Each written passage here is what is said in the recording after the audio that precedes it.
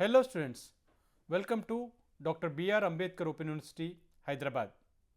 BA sociology మొదటి సంవత్సరం మొదటి సెమిస్టర్లోని అంశాలని మనం చర్చించుకుంటున్నాం. ఇప్పుడు మనము మొదటి సంవత్సరంలోని సామాజిక శాస్త్ర పరిచయం, అందులో ముఖ్యంగా ఇతర సాంఘిక శాస్త్రాలతో సంబంధం ఏ విధంగా సమాజ శాస్త్రానికి ఉందనే విషయాన్ని మనం పరిశీలన చేద్దాం. మనం ఈ సమాజ శాస్త్రం అనేది మానవ సామాజిక జీవితం, సమూహాలు మరియు సమాజాల గురించి అధ్యయనం చేసే ఒక సమగ్రమైనటువంటి శాస్త్రం. ఒక శాస్త్రీయబద్ధంగా సమూహాల గురించి కానీ మానవుని యొక్క ప్రవర్తన సంఘంలో ఏ విధంగా ఉంటుందని చదివేటటువంటి శాస్త్రం. కాబట్టి ఇతర సోషల్ సైన్సెస్ అంటే ఇతర సామాజిక శాస్త్రాలతో ఉన్నటువంటి పరస్పర సంబంధం కూడా తెలుసుకోవటం చాలా ముఖ్యం. కాబట్టి ముఖ్యంగా మనకి సోషాలజీకి అదేవిధంగా సైకాలజీకి ఎటువంటి సంబంధం ఉందనే విషయాన్ని మనం చర్చిద్దాం. సైకాలజీ అంటే మనోవిజ్ఞాన శాస్త్రం అంటాం. ఇది వ్యక్తి ప్రవర్తన అంటే ఒక వ్యక్తికి ఉండాల్సినటువంటి ప్రవర్తన ఏ విధంగా ఉండాలి అని అధ్యయనం చేస్తుంది. మరి ఇదే కనుక మనం సోషాలజీలో చూస్తే కనుక వ్యక్తి యొక్క ప్రవర్తన సమూహంలో ఏ విధంగా ఉండాలి, లేకపోతే సామాజిక సంస్థలో ఏ విధంగా ఉండాలి అనే విషయం మనకు అక్కడ సమాజ శాస్త్రంలో కనబడుతుంది. అంతేకాకుండా మనకు సైకాలజీలో ఏ విధంగా ఉంటుందంటే ఒక వ్యక్తి ఎలా ఆలోచిస్తాడు అంటే అతని యొక్క ఇంటెలిజెన్స్ ఎలా ఉంటుంది, అతని యొక్క నేర్చుకునే ధోరణి ఎలా ఉంటుంది, లేకుంటే అతని యొక్క ప్రేరణ ఎలా ఉంటుంది, లేకుంటే అతని యొక్క వ్యక్తిత్వం ఎలా ఉంటుంది అనే విషయాన్ని మనం సైకాలజీలో చూస్తాం. కానీ అతని యొక్క మరి ఇదే అంశం మనం సమాజ శాస్త్రంలో ఎలా చూస్తామంటే సమాజంలో వ్యక్తి యొక్క అంటే ముఖ్యంగా కుటుంబంలో కావచ్చు, కులంలో కావచ్చు, మతంలో కావచ్చు, ఇతర సామాజిక సంస్థల్లో వ్యక్తి ఏ విధంగా ప్రవర్తిస్తాడు, లేకుంటే వ్యక్తి ఏ విధంగా కంట్రిబ్యూట్ చేస్తాడు, లేకుంటే సామాజిక సంస్థను వ్యక్తి ఏ విధంగా ఉపయోగించుకుంటాడు అనే విషయాన్ని మనం సమాజ శాస్త్రంలో చూస్తుంటాం. ఇది మనం సైకాలజీ అదేవిధంగా సోషాలజీలో ఉన్నటువంటి చిన్న చిన్న తేడాలు. అయితే పరస్పర సంబంధం సైకాలజీకి అదేవిధంగా సోషాలజీకి ఉన్నటువంటి పరస్పర సంబంధం ఏ విధంగా ఉంటుందంటే సమాజం అర్థం కాకుంటే వ్యక్తి మనస్తత్వాన్ని పూర్తిగా అర్థం చేసుకోలేం. అంటే సమాజాన్ని అర్థం చేసుకోవాల్సిన అవసరం ఉంది. అదేవిధంగా వ్యక్తి తన యొక్క ప్రవర్తనను కానీ ఏ విధంగా పెంపొందించుకొని అదేవిధంగా సమాజానికి అందిస్తాడనేది కూడా చాలా ముఖ్యం. సో మనకి ఈ విషయాలన్నీ కూడా మనకు మనోవిజ్ఞాన శాస్త్రం అంటే సైకాలజీ మరియు సోషాలజీకి ఉన్నటువంటి రిలేషన్షిప్ని మనకు తెలియజేస్తుంది. అదేవిధంగా రెండో అంశం ఏమిటంటే పొలిటికల్ సైన్స్ అంటే రాజనీతి శాస్త్రం అంటే ఏమిటి, లేకుంటే రాజనీతి శాస్త్రం సమాజ శాస్త్రానికి ఉన్నటువంటి సంబంధం ఏమిటి, పరస్పరం ఈ రెండు సబ్జెక్టులు కూడా ఏ విధంగా తోడ్పడతాయి అనే విషయాన్ని మనం తెలుసుకుంటాం. ముఖ్యంగా పొలిటికల్ సైన్స్లో అంటే రాజనీతి శాస్త్రంలో మనం రాజ్యం గురించి చదువుతాం, ప్రభుత్వం గురించి చదువుతాం, అధికారం గురించి చదువుతాం. మరి అదే సమాజ శాస్త్రంలో మనం ఏ విధంగా చదువుతామంటే కనుక ఈ రాజకీయ వ్యవస్థలకే పరిమితం కాకుండా మానవుడు ఈ రాజకీయ వ్యవస్థలకు అన్ని రకాల రాజకీయ వ్యవస్థలకు లేకుంటే సామాజిక వ్యవస్థలకు ఉన్నటువంటి బంధం ఏ విధంగా ఉంటుంది, అసలు చట్టాలను ఏ విధంగా నేర్చుకోవాలి, రాజ్యంలో ఏ విధంగా భాగం కావాలి, కులం అనేది రాజ్యంలో ఏ విధంగా దోహదపడుతుంది, మతం అనేది కూడా రాజ్యాన్ని చేజిక్కించుకోవటంలో ఏ విధంగా ఉపయోగపడుతుంది అనే విషయాలన్నింటినీ కూడా మనం సోషాలజీలో చదువుతాం. అందుకే రాజనీతి శాస్త్రం సమాజ శాస్త్రం రెండు కూడా పరస్పరం ఇచ్చిపుచ్చుకుంటాయనే విషయాన్ని మనం తెలుసుకుంటాం. ఎవరైతే వ్యక్తులు కులంలో కానీ లేకుంటే ఎడ్యుకేషన్లో కానీ, లేకపోతే ఎడ్యుకేషన్ కూడా మనకు ఒక సామాజిక వ్యవస్థే, లేకుంటే పొలిటికల్ పార్టీ అనేది కూడా ఒక సామాజిక వ్యవస్థే, వీటన్నిటిని అర్థం చేసుకొని ఏ విధంగా రాజ్యాన్ని చేజిక్కించుకోవాలి.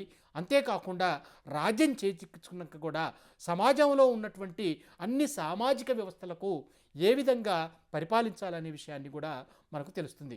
కాబట్టి రాజనీతి వ్యవస్థ మరి ఈ సమాజ శాస్త్రం అనేది కూడా రెండు కూడా పరస్పరం ఇచ్చిపుచ్చుకునే సబ్జెక్టులు అనే విషయాన్ని మనం తెలుసుకోవాలి. ఇక మరొక సబ్జెక్ట్ ఏమిటంటే అర్థశాస్త్రం, ఎకనామిక్స్. అదేవిధంగా సమాజ శాస్త్రంకు ఉన్నటువంటి సంబంధం ఏమిటో తెలుసుకుందాం. మనం ఎకనామిక్స్లో సంపద గురించి చదువుతాం, వస్తువుల ఉత్పత్తి గురించి చదువుతాం, వీటిని డిస్ట్రిబ్యూషన్ అంటే పంపిణీ గురించి చదువుతాం, అదేవిధంగా కన్జంప్షన్ అంటే వినియోగం గురించి, మార్కెట్ల గురించి చదువుతాం. మరి సమాజ శాస్త్రంలో వీటిని ఏ విధంగా అర్థం చేసుకోవాలంటే కనుక మనకు సమాజ శాస్త్రంలో మతం అనేది ఉంటుంది. మతంలో ముఖ్యంగా వివిధ మతాలు వివిధ రకాల పండుగలు చేసుకుంటారు. అటువంటి సందర్భంలో ఎటువంటి వస్తువులు ఉత్పత్తి అవుతున్నాయి అంటే ఏమిటంటే ఆర్థికపరమైనటువంటి ప్రవర్తన వెనుక ఉన్నటువంటి సామాజిక శక్తులు ఏమిటి, ఆచారాలు ఏమిటి, లేకుంటే వ్యవహారాలు ఏమిటి, ఈ వ్యవహారాల వల్ల ఆర్థిక శాస్త్రం ఏ విధంగా ఉపయోగపడుతుందనే విషయాన్ని తెలుసుకోవాలి. అంటే ఏమిటి, సమాజంలో ఉన్నటువంటి వివిధ సామాజిక వ్యవస్థల్లో వల్ల ఆర్థిక వ్యవస్థ ఏ విధంగా పరస్పరం ఉపయోగపడుతుందనే విషయం మనకు తెలుస్తుంది. మరొక సబ్జెక్ట్ ఏమిటంటే చరిత్ర. అంటే ఏమిటి, హిస్టరీ అంటే మనం ఏమిటంటే గతంలో జరిగినటువంటి సంఘటనలు కావచ్చు, లేకుంటే గతంలో జరిగినటువంటి యుద్ధాలు కావచ్చు, గతంలో రాజుల కాలంలో పరిపాలన కావచ్చు, లేకుంటే కాలక్రమేణా అంటే ఒక క్రొనలాజికల్ ఆర్డర్గా మనం ఈ చరిత్రను మనము ప్రాచీన యుగమని, మధ్యయుగమని, ఆధునిక యుగమని, ఇలా మనకు ప్రాచీన చరిత్ర అని, మధ్యమ చరిత్ర అని, లేకుంటే ఆధునిక చరిత్ర, ఇలా హిస్టరీని కూడా చదువుతుంటాం. మరి సోషియాలజీ అంటే సమాజ శాస్త్రం ఏమిటి అంటే కనుక ఈ చరిత్రకు కూడా మనకు గట్టి సంబంధం కలిగి ఉంది. మనకు ప్రాచీన కాలంలో మానవుడు ఏ విధంగా ఉండేవాడు, ప్రాచీన కాలంలో సమాజాలు అనేవి ఏ విధంగా ఉండేది, ప్రాచీన కాలంలో కుటుంబ వ్యవస్థ ఏ విధంగా ఉండేది, ప్రాచీన కాలంలో కుల వ్యవస్థ ఏ విధంగా ఉండేది, ప్రాచీన కాలంలో గ్రామాలు కానీ పట్టణీకరణ అనేది ఏ విధంగా ఉండేది, అదేవిధంగా మధ్యయుగంలో లేకుంటే మధ్యయుగం చరిత్ర చదివినప్పుడు సమాజ శాస్త్రంలో ఎటువంటి మార్పులు వచ్చాయి, ఇవన్నీ కూడా రెండు పరస్పర సంబంధం కలిగినటువంటి సబ్జెక్ట్సే అనే విషయాన్ని మనం తెలుసుకోవాలి. ఇప్పుడు ఆధునిక చరిత్ర మనం చదువుతున్నప్పుడు కూడా మనం అర్థం చేసుకోవాల్సింది ఏమిటి అంటే కనుక సమాజ శాస్త్రం అనేది అంటే హిస్టరీలో ఉన్నటువంటి అంశాలకు ఇప్పుడు కరెంట్ సినారియో కూడా మనం లింక్ కలిగించుకొని ఈ సబ్జెక్ట్ని మనం చదువుతూ ఉంటాం. ఇక మరొక సబ్జెక్టు ఏమిటి అంటే కనుక మనం ఇతర సబ్జెక్టులతో పోల్చుకున్నప్పుడు సమాజ శాస్త్రం అన్ని సబ్జెక్టులను చదువుతూ ఉంటుంది.